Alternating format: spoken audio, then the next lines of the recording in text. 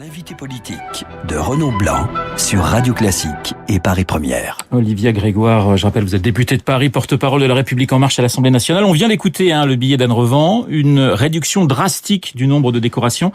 C'est une bonne chose pour vous, le mérite, seulement le mérite, toujours le mérite ? Oui, je pense qu'on était arrivé sur la Légion d'honneur notamment, comme vous l'avez justement dit, ça arrivait à récompenser un peu tout le monde. On arrivait à des promotions de 500 personnes. Je pense que c'est intéressant de revenir effectivement au cœur de la Légion d'honneur et de l'ordre du mérite, et c'est pas un instrument de clientélisme, et je pense qu'un président, ça doit présider et pas faire des cérémonies à volo qui coûtent beaucoup d'argent aussi aux contribuables. Donc je pense que c'est intéressant de resserrer un peu le casting. Alors puisqu'on parle de mérite, Christophe Castaner à la tête du parti La République En Marche, c'est une bonne chose ou pas pour vous ? Écoutez, déjà, on va attendre que les choses se déroulent le 18 novembre à Lyon, puisque le jeu n'est pas encore joué, le match n'est pas terminé. Force est de constater que Christophe Castaner est à la fois secrétaire d'État aux relations avec le Parlement et aussi porte-parole.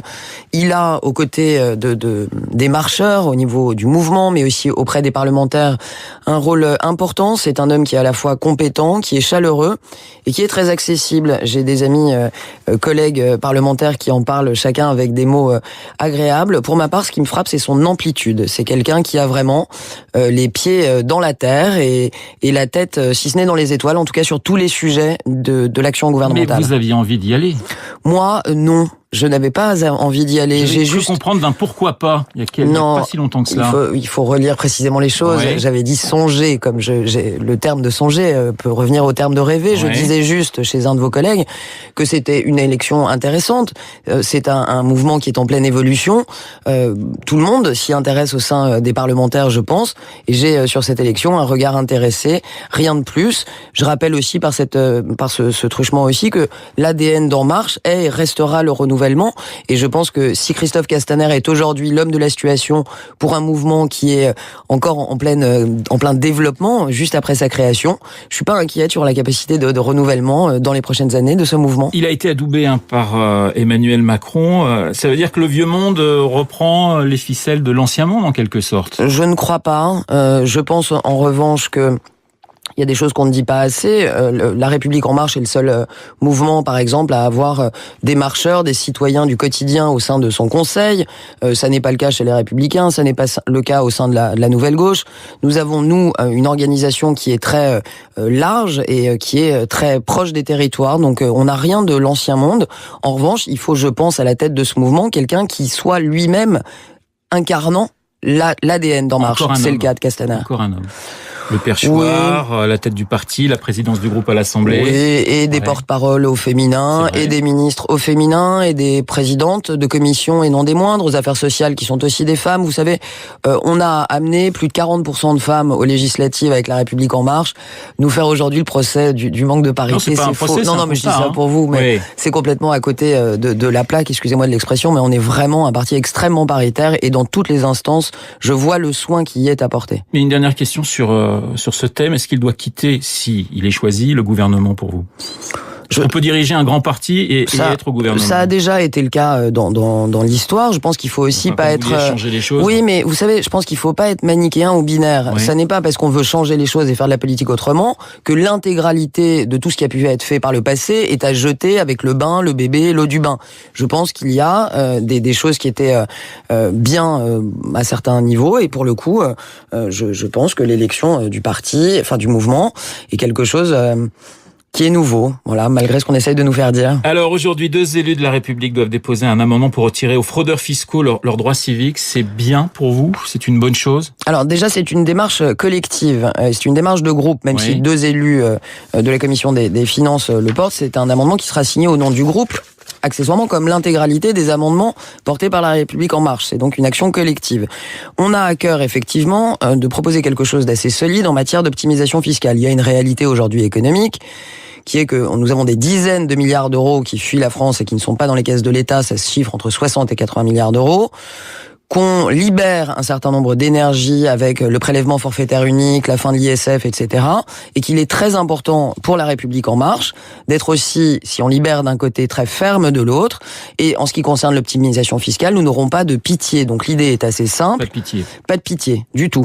C'est-à-dire que les amendes devraient être lourdement augmentées et d'autres dispositifs pourraient aller plus loin en matière citoyenne et civique. Le droit de vote, par exemple. Par exemple, on pourrait assez aisément comprendre qu'un contribuable qui a, entre guillemets, arnaqué le fisc pour des montants importants n'ait plus accès, par exemple, à des fonctions électives pendant un certain temps. Ça ne me choque pas. Et je suis content de cette démarche collective de groupe qui témoigne accessoirement que nous ne sommes pas des godillots et que nous sommes aussi capables d'avoir des idées par nous-mêmes et de les porter au sein du Parlement. Autre initiative de plusieurs députés de La République En Marche, et c'est-à-dire dans l'opinion ce matin, la mise en place d'emplois francs et qui pourrait être expérimentée dès l'année prochaine. Prime de 15 000 € pour l'embauche en CDI d'un chômeur habitant dans un quartier sensible. Ça va coûter très très cher. Ça va coûter cher peut-être, vous l'avez dit. On est aujourd'hui dans une dynamique d'expérimentation, donc on va essayer, on va tester dans certaines communes. Je pense en revanche que c'est un dispositif et un programme qui est fort intéressant. Vous occupez particulièrement des TPE, PME. Tout à fait. Comment on peut réagir justement? Comment ils réagissent à cette idée? Est-ce que vous avez déjà des retours? À cette heure, ils sont plus occupés par le projet de loi de finances et les mesures qui sont portées au niveau des entreprises, mais il est sûr qu'il y a un sujet emploi TPE-PME. Je vous rappelle que les TPE-PME fournissent 95% des emplois dans notre pays. Donc effectivement, les emplois francs dans les zones concernées feront partie des sujets qu'on va discuter ensemble. Ce qu'il y a de sûr, c'est que pour moi, ça reflète vraiment la pensée politique de La République En Marche, ce type d'action d'emploi franc, si vous voulez. On marche sur deux jambes et on veut protéger les plus fragiles d'entre nous. En réalité, il y a dans certaines zones aujourd'hui en France, que nous souhaitons transformer en zones franches, des gens qui n'ont pas accès à l'emploi et on estime qu'il est de notre devoir de changer ça. Alors, vous parlez de protéger les plus fragiles, modestes, les plus fragiles. Lorsqu'à Égletons, le président de la République se dit mais pourquoi les gens de GMS ne posent pas une candidature pour des emplois qui sont à 140 km, vous n'avez pas l'impression que vous êtes un peu coupé des réalités? Je crois pas qu'on soit du tout coupé des réalités. Le président est pragmatique. Il savait très bien qu'il s'exprimait devant des caméras. Il savait très bien qu'il avait un dialogue qui était suivi. Je pense qu'il a un dialogue franc et qu'aujourd'hui, on a effectivement dans certains bassins d'emploi des problématiques en matière de mobilité et qu'il faut qu'on regarde ça, pas en se cachant derrière son petit doigt. Il y a aujourd'hui des familles, par exemple, qui sont en quête dont les parents sont par exemple en quête d'emploi et qui, pour des raisons de localisation, ne vont pas pouvoir des emplois. Comment est-ce que l'État aujourd'hui peut améliorer ça? Comment est-ce que, par exemple, on peut accompagner au niveau des allocations familiales et des déplacements des travailleurs de la mobilité pour qu'ils puissent retrouver de l'emploi? Il y a deux options. Soit on regarde pas le problème, soit on s'y attaque. On a décidé de s'y atteler. Le cas Valls, si je puis dire, il est dans votre groupe. On en parle pas mal d'ailleurs dans la presse. Comment ça se passe avec l'ancien Premier ministre? Il a été mis un petit peu en quarantaine au début de l'été. C'est drôle. C'est drôle. Moi, j'avais le plaisir de travailler dans le conseil par le passé et la communication. Ce qu'on voit de l'extérieur n'est pas ce que je vis à l'intérieur. C'est pour ça que je vous pose la question. Manuel Valls va très bien. C'est un parlementaire assidu qui est présent à nos réunions de groupe, qui prend la parole, qui fait part de son expérience, qui est présent au sein de l'Assemblée à chaque séance publique.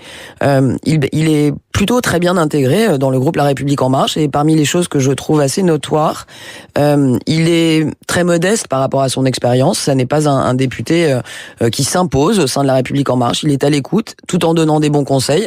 Accessoirement, c'est un parlementaire charmant avec lequel on discute de tous les sujets.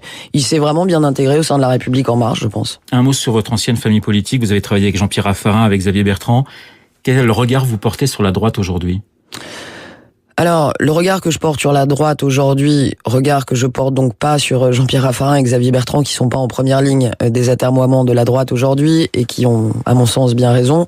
Je suis assez inquiète en réalité de la tipartisation de la droite française, des positionnements pris extrêmement violents par Laurent Wauquiez.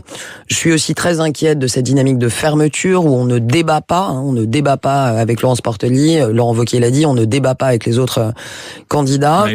Maëlle de Caland, je suis aussi inquiète pour des gens comme Maëlle de Caland qui sont porteurs quand même d'une vision d'une droite plutôt moderne et progressiste. Que deviendront-ils si les élections sont remportées par Laurent Wauquiez? Que deviendra cette droite? Je suis aussi étonné, pour ne pas dire plus, de voir qu'on exclut sans vergogne des gens qui soutiennent le président et le gouvernement, alors même qu'on n'a pas de réaction pour ceux qui sont prêts à trouver des accords avec l'extrême droite. Un dernier mot, une dernière question. Vous êtes député de Paris. Dans quelques jours, on va célébrer, entre guillemets, si je puis dire, les 2 ans des attentats de Paris. Vous souhaitez une certaine discrétion ou pas autour de cet événement? Parce qu'il y a un début de débat sur cette question, et je rappelle que il y a qu'à moins de 48 heures, on a eu un attentat à New York qui nous a rappelé le poids du terrorisme dans les pays occidentaux.